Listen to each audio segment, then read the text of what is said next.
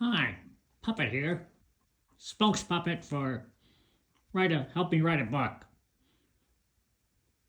What you're about to see was filmed while driving in a car. Steve Seberg, the what you call it, author, the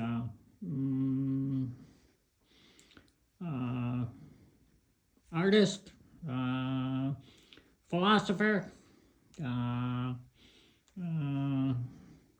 whoever he is, he's in a car, and I figured out that's why it looks like a cartoon. Ha! Get it? Well, hope you enjoy, or whatever you do with this kind of stuff, what you're about to see. So, take a look at what comes next. Thanks.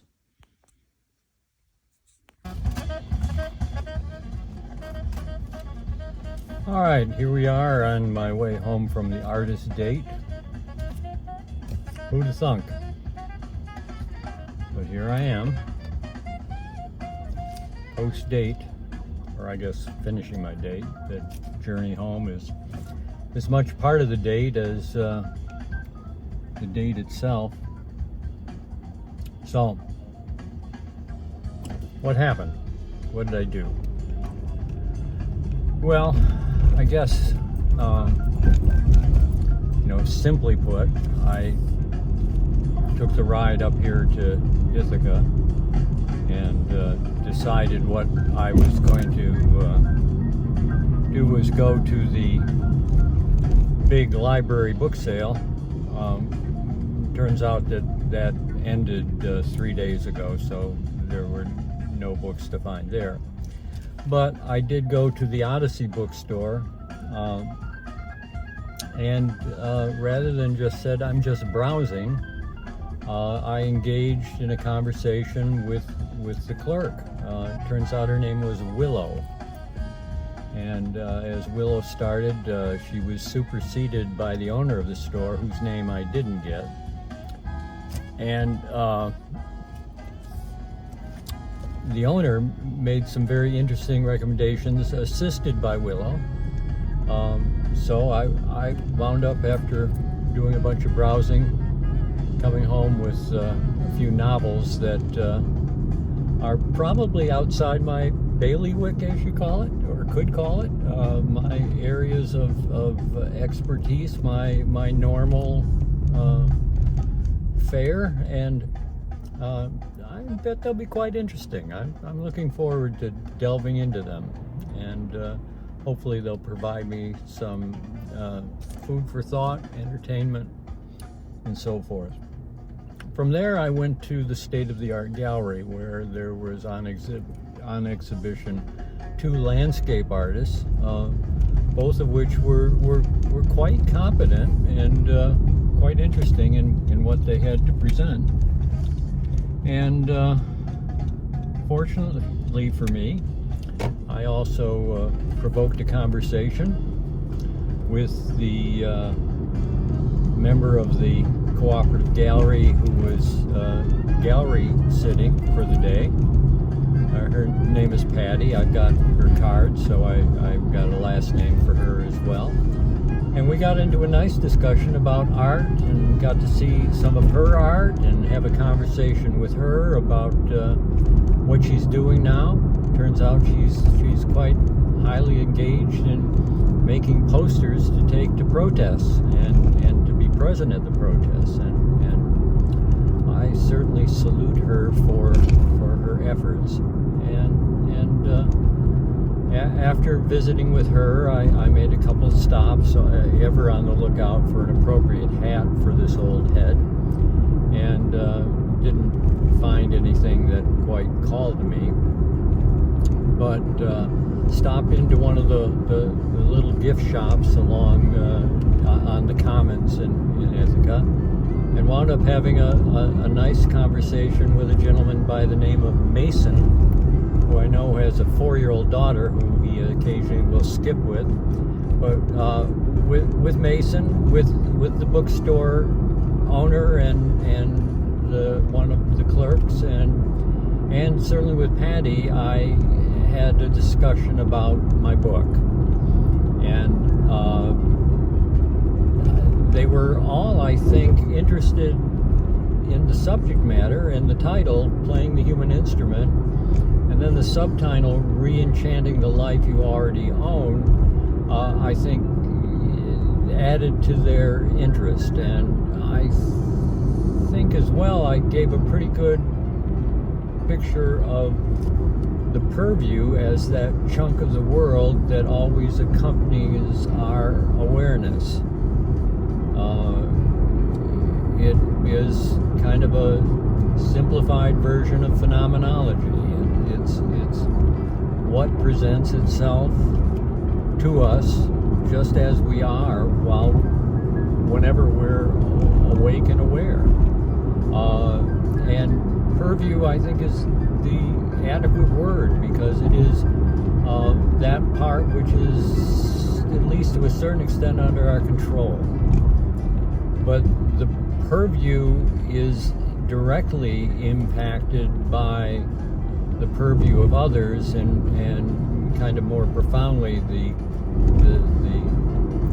pre-programmed structures, both physical in terms of streets and buildings and rooms and barriers and all that sort of thing, and then also the kind of social, intellectual strictures that tells you what behavior is appropriate given your status in life and your particular status within the place that you find yourself, where that purview is situated in the small w world, the world that we all share together.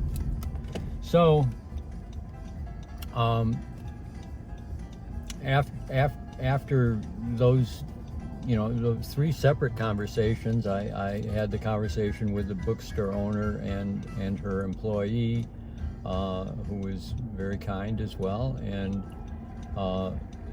then the conversation with Patty at the gallery, and then my conversation with Mason. I finally made it to Centerway, where I was able to take care of meat puppet business, and looked at the outdoor store at hats. Not a very engaging fellow behind the counter, and I just looked and didn't even ask to see a hat. And then I wandered down and noticed that there were hats in a new store, and had a conversation with, I think, the owner of that store, it's a new outfit that moved Ithaca from Cooperstown.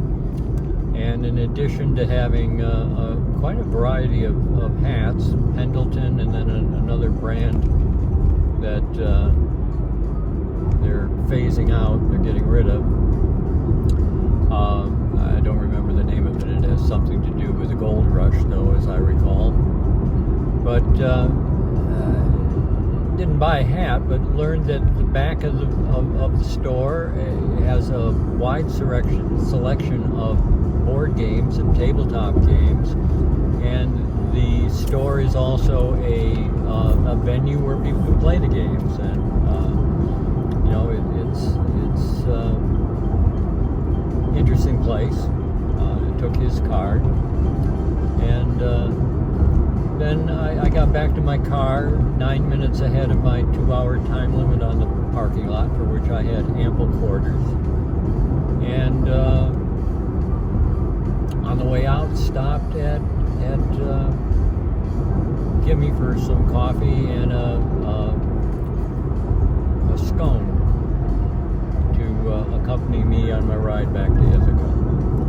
So, how does this relate, other than my conversations with the book? What I actually did was to provoke, prod, stimulate, encourage, invite the elements, these elements being other human apparatuses, but I began conversations and made significant contact with people, significant in the sense that we had a meaningful talk. Whether or not they made sense and will think about anything that we talked about, I don't know. It helped me in expressing my thoughts, and is doing what this channel says that it's going to do. It's to help me write a book. They're helping me find the words to express myself in a brief exchange, so that hopefully it will entice someone to go deeper, dive deeper into what it is I'm talking about. One of the things I told the bookstore owner is that I am doing a kind of rewrite in very much layperson's, non-professional philosophers' language of being in time. And I'm not sure about that. I mean, yeah, it is very much the initial part one, about in der Weltsein, being in the world, and how that is a unitary phenomenon. And I for one, don't think that was emphasized enough. Not in the sense that I mean it, and I mean it in the sense that the actual phenomenal field, which is the purview, that chunk of the world that falls within our field of vision, within which we capture the sounds, the smells, the sights, what's going on, what we're actually aware of, that is something that belongs to us uniquely and is always with us, and it is that sphere within which we operate. Now, that sphere is textured, and I mean that in double sense, at least. One, the sense of texture is the feel of it, the obstacles, the entities, the things that fill up that and give it its dimensionality, its actuality. That is a texture that exists outside of our ability to control. We can do things to it, but it takes action on our part, but it's always pre-given to us every time we wake up and exercise our awareness. So that sense of texture is there, but it's also in the sense of the texting, which is the language giving or meaning giving signification, the intellectual aspects of that world, the definitions, the saying that this is a tree and this is a certain sort of tree, this is a road, these are the rules of the road, all the things that make up what I call the public sphere is also pre-given and inlaid in the purview, and it provides that area of possible realm of provocation, or it can be the broadcast which plays us, that provokes the meat puppet. It provokes the cognitive awareness to take a particular ride with it. It's the feed, if you will, like the Facebook feed, and all too many of us spend all our time, or too much of our time, in the feedlot, like cattle, being fattened up for the slaughter. And I think anyone who might be watching this can get a sense of different forms that slaughter takes. And it is very grisly to find oneself in the slaughterhouse again and again. So, Art as a Date, it was a good one. It was, taken as a fiat, out of the air kind of doing on a whim, I guess. But the only way, I think, to bring whimsicality into the world is to do things on a whim from time to time. And probably the more times one does so, the better one gets at it, and the more whimsical and delightful they have the opportunity to become. So, playing the human instrument is making use of the gift each of us was given when we were awakened and brought into this manifold for which we have our own purview, which is just as much us as the flesh and hair and bone and sense organs and all the things that go together to compose the meat puppet. Not that I'm not the meat puppet, I certainly am, and at times that visceral experience, that visceral awareness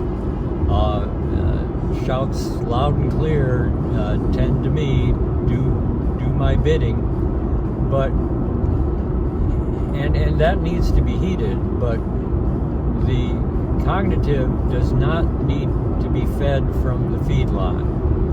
It can be fed from other sources, and the act of provocation, which is more